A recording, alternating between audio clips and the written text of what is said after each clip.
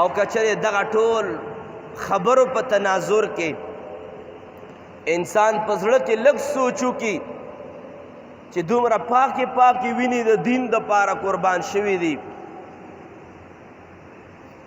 آیا سحر مونږ چې کله مونږ کوو آیا مونږ چرته د خوب قرباني ورکړې ده؟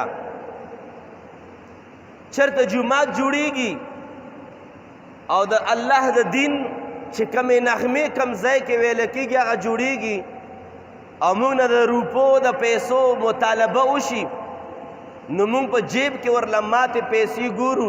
آیا موږ چرته د پیسو قرباني ورکړې ده؟ آیا چرته یو مدرسه جوړیږي هغې مدرسې په جوړېدو کې آیا موږ د خپل د 2-3 روپو چې الله پاک راکړي دي د هغې قرباني چرته ورکړې ده؟ نورې قربانیانو خو پرېږده چې د خپلو بچو قرباني ورکو، د خپلو اولاد قرباني ورکو، د خپل کور پرېښودو قرباني ورکړو. دا خو ډېرې وروستو خبرې دي چې کمې قربانیانې په ساده الفاظو کې ډېرې اسانې قربانیانې دي مونږ هغه قربانۍ هم نه دي ورکړي او وایو څه چې مونږ کلمه ګو مسلمانان یو. یا ساتئ چې کومه کلمه باندې زه او ته مسلمان یو دا کلمه ښکارېږي سپینه خو اندرون کې دا کلمه د امام حسین علیه السلام مبارک په وینو باندې سره ده. دغه کلمه هم په اندرون کې د اصحابه کرامو په وینو باندې سره ده. دا کلمه د پیغمبرانو مبارکانو په وینو باندې سره ده. پیغمبرانو مبارکانو به چې کله د الله د یووالي پیغام ورکولو خلق به پراجمع شول. علما لیکي چې حضرت سیدنا نوح علیه السلام مبارک به چې کله خلقو ته ویل چې الله یو ومنئ خلق به ترېنه راجمع شول. 20-25 کسانو به ترېنه ګیره وکړه او په سکونو وهلو باندې به حضرت نوح علیه السلام بېهوشه پرېوتو او بیا به چې کله دا 25-30 کسان به روانېدل مخ باندې به یې ولخپې کېښودې او دا پنجه وله به په مخ باندې راښکاږله او دا په پنجه به په مخ باندې ورته راتاو کړله.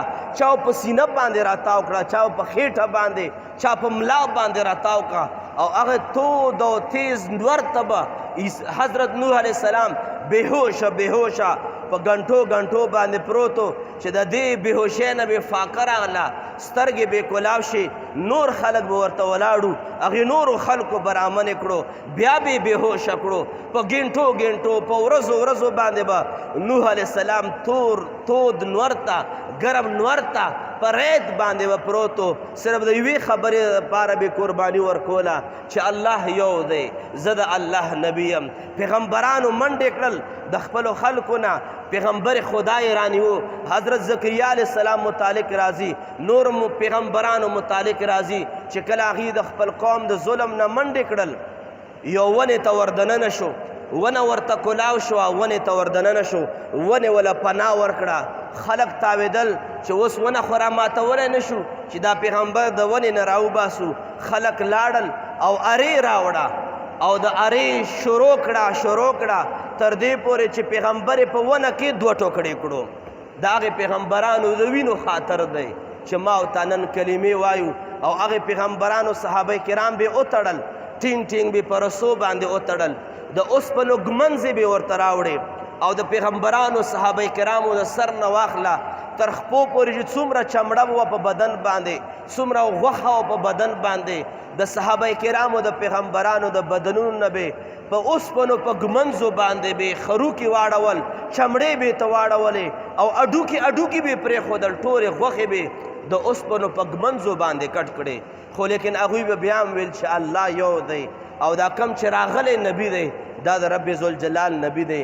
دا د پیغمبرانو داستان مختصر اشاره باندې، خو مختصر زما دا دی چې 10 محرم باندې چې کومه قرباني اهل بیتو ورکړې ده دا هېرول نه دي پکار.